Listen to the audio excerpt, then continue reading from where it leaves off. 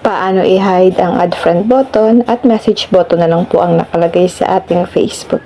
Ngayon, ganito lang po kasimple at kadali kung paano po i-hide ang add friend button para po once na may nag-visit sa ating mga profile, hindi po nila tayo ma-add, kundi message nila tayo, okay?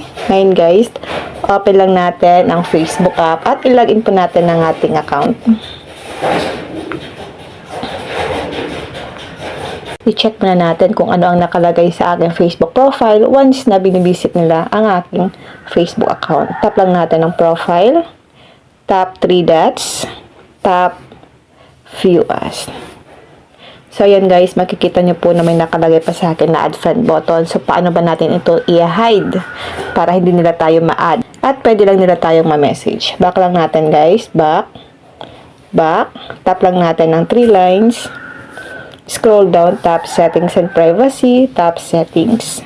Ito guys, scroll down lang natin. Hanapin nyo po ang audience and visibility. Then under po nito, itap natin ang how people find and contact you. At dito, who can send you friend request. Itap lang natin ito.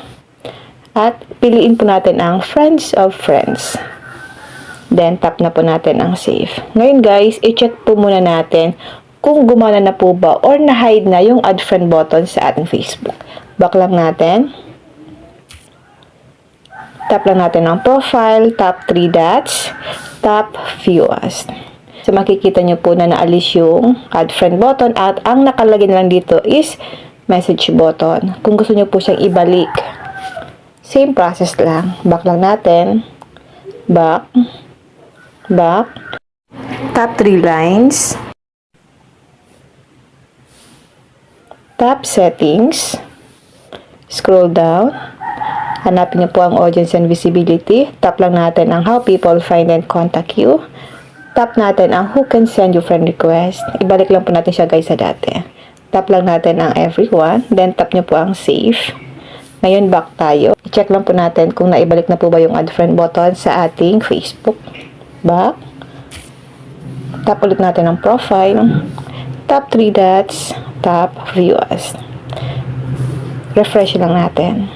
So ayan, ganun lang po guys kadali kung paano po natin i-hide ang unfriend button at kung paano rin po ito guys ibalik sa dati.